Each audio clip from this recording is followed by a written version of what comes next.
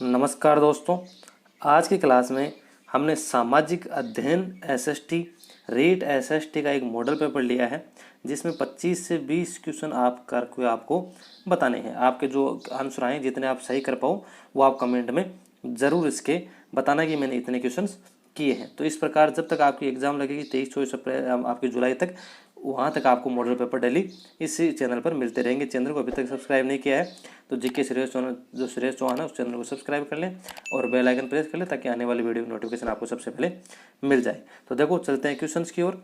तो इसमें first question आपका देखो क्या है। फर्स्ट क्वेश्चन है कि हड़प्पा संस्कृति की जानकारी का प्रमुख स्रोत क्या है। जो हड़प्पा संस्कृति थी अपनी, उसकी जो जानकारी हमें मिली उसका प्रमुख स्रोत क्या है। तो देखो शिलालेख, पक्की हुई मिट्टी की मूर्ति पर अंकित लेख और पुरातात्विक खुदाई। तो जो पुरातात्विक खुदाई मिली हमें, जैसे कालीबंगा, हड़प्पा, लोथल है ना, इस प्रकार की जो पुरातात्विक खुदाई हुई उससे हमें हड़प्पा संस्कृति की जानकारी का क्या मिला, प्रमुख मतलब जानकारी वहाँ से मिली और स्रोत क्या है उसका, पुरातात्विक खुदाई है। नेक्स्ट है कि सिंधु सभ्यता का महान स्नानागार, कई बार क्वेश्चन पूछा गया है, कहाँ से प्राप्त हुआ है। तो सिंधु सभ्यता का जो महान स्नानागार है वो आपका मोहनजोदड़ो से प्राप्त हुआ है। कहाँ से प्राप्त हुआ है, मोहनजोदड़ो से। देखो आगे क्वेश्चन है कि निम्नलिखित में से किस एक वैदिक साहित्य में मोक्ष की चर्चा मिलती है। ऐसा कौन सा वैदिक साहित्य है जिसके अंदर आपको क्या मिलती है, मोक्ष की चर्चा मिलती है। किसकी, मोक्ष की। तो वो है उपनिषद। उपनिषद के अंदर आपको वैदिक साहित्य में मोक्ष की चर्चा मिलती है। ठीक है, देखो क्या नेक्स्ट है कि उज्जैन का प्राचीन काल में नाम क्या था। जो उज्जैन है उसका प्राचीन काल में नाम क्या था। तो उसका नाम था अवंतिका। उज्जैन को अवंतिका के नाम से प्राचीन काल में जाना जाता था। ठीक है, देखो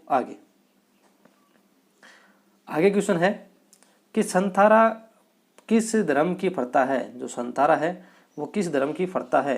तो संथारा है वो जैन धर्म की प्रथा है। किसकी है, जैन धर्म की आपकी संथारा प्रथा बताई गई है। नेक्स्ट है कि महात्मा बुद्ध के जीवन से संबंधित गृह त्याग का प्रतीक क्या है।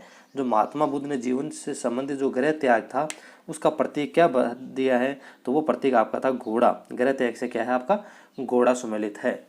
देखो आगे नेक्स्ट है कि सेंड्रोकोट्स एवं चंद्रगुप्त मौर्य की पहचान किसने की। जो सेंड्रोकोट्स व चंद्रगुप्त जो मौर्य है उसकी पहचान, मतलब उसकी सेंड्रोकोट्स के नाम से जो वो, इस एवं को छोड़ दो, सेंड्रोकोट्स है उसकी चंद्रगुप्त मौर्य के रूप में पहचान की थी, वो था आपका विलियम जोन्स। कौन था, विलियम जोन्स था। नेक्स्ट है कि सांची का स्तूप किसने बनवाया था।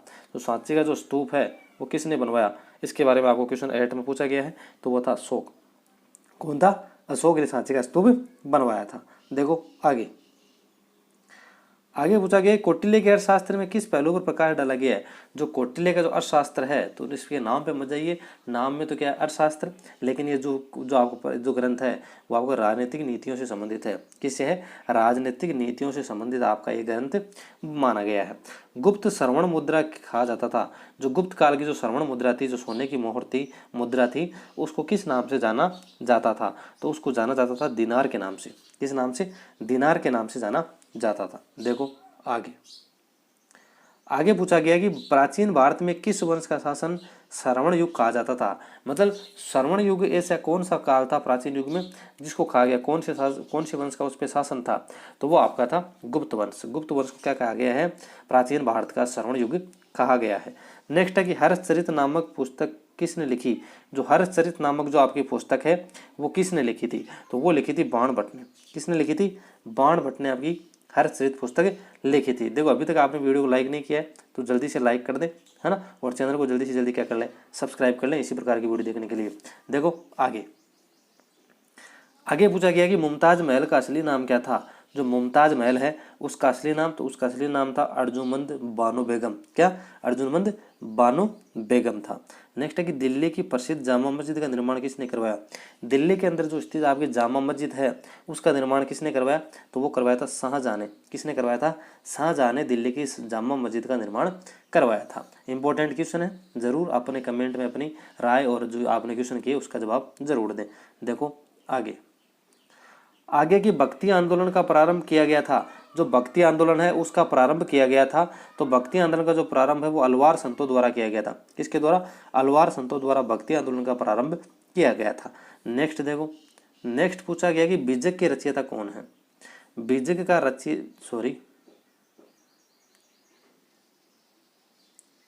जो बीजक है उसके रचयिता कौन है? तो बीजक के रचयिता कौन थे भाई? कबीर। कबीर की जो आपकी जो ग्रंथ था वो क्या था? बीजक था। कौन सा था? बीजक था। देखो आगे आगे पूछा गया है कि भगत सिंह का स्मारक कहाँ स्थित है? जो भगत सिंह है उसका स्मारक कहाँ है? तो उसका स्मारक है फिरोजपुर में। भगत सिंह का जो स्मारक है वो कहाँ है? फिरोजपुर के अंदर है। कहाँ है? फिरोजपुर में। नेक्स्ट है कि गांधी इरविन समझौता हुआ था। जो गांधी और इरविन जो समझौता हुआ था वो कब हुआ था? तो गांधी इरविन समझौता हुआ 1930 के अंदर। कहाँ कब हुआ? 1930 के अंदर हुआ था। देखो आगे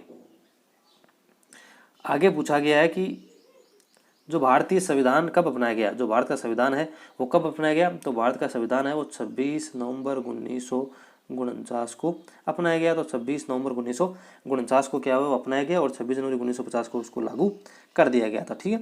नेक्स्ट है कि राष्ट्रीय गीत के रचयिता कौन है? जो राष्ट्रीय गीत है उसके रचयिता, राष्ट्रीय गीत के रचयिता कौन है? तो राष्ट्रीय गीत के रचयिता है बंकिम चंद्र चटर्जी या चट्टोपाध्याय। ठीक है। नेक्स्ट है कि भारतीय संविधान का छुआछूत उन्मूलन से संबंधित अनुच्छेद है। जो छुआछूत उन्मूलन दूर करने से संबंधित जो अनुच्छेद है भारतीय संविधान में वो कौन सा है? तो वो आपका अनुच्छेद 17, अनुच्छेद 17 है ना। तो उसके तहत क्या है? छुआछूत उन्मूलन से संबंधित अनुच्छेद है। ठीक है। देखो आगे पूछा गया है कि मूल कर्तव्यों का उल्लेख संविधान में कब किया गया? जो मूल कर्तव्य है उनका उल्लेख है संविधान में कब किया गया? तो मूल कर्तव्यों का उल्लेख संविधान के अंदर वो किया गया आपका 42वें संविधान संशोधन के अंदर। कब किया गया? 42वें संविधान संशोधन के अंदर किया गया। देखो आगे पूछा गया कि 6 से 14 वर्ष तक की आयु के बीच के सभी बच्चों को शिक्षा का अधिकार दिया गया है। तो ये किस में दिया गया है? तो मूल अधिकारों के अंदर। किसमें? मूल अधिकारों के अंदर 6 से 14 वर्ष की आयु तक के बच्चों को क्या है? शिक्षा का अधिकार दिया गया है। नेक्स्ट पूछा गया कि भारतीय संविधान में संशोधन करके शिक्षा का अधिकार कब जोड़ा गया? जो मूल अधिकार में जो शिक्षा का अधिकार जोड़ा गया वो कब जोड़ा गया था? तो वो जोड़ा गया था 1 अप्रैल 2010 को। 1 अप्रैल 2010 को शिक्षा का अधिकार मूल अधिकार में जोड़ा गया था। देखो नेक्स्ट पूछा कि सूअरों की समस्या के निराकरण हेतु प्रारंभ किया गया किसान आंदोलन था। जो सूअरों के जो निराकरण मतलब उससे भय या उसके प्रकोप जो डर है उसके बचने के लिए लोगों ने अपने महाराजा से पुकार लगाई और ये इस कारण जो आंदोलन किसान आंदोलन हुआ वो कहाँ पे हुआ था? तो वो अलवर के अंदर हुआ था। कहाँ हुआ था? अलवर के अंदर। तो हमने इसमें टॉप 25 क्वेश्चन लिए। अभी तक वीडियो को लाइक नहीं किया तो लाइक कर दे, अपने दोस्तों के साथ शेयर करना ना भूलें और इसी प्रकार की वीडियो देखने के लिए चैनल को सब्सक्राइब कर ले। आज के लिए बस इतना ही, मिलेंगे नेक्स्ट वीडियो में। Thank you, all the best.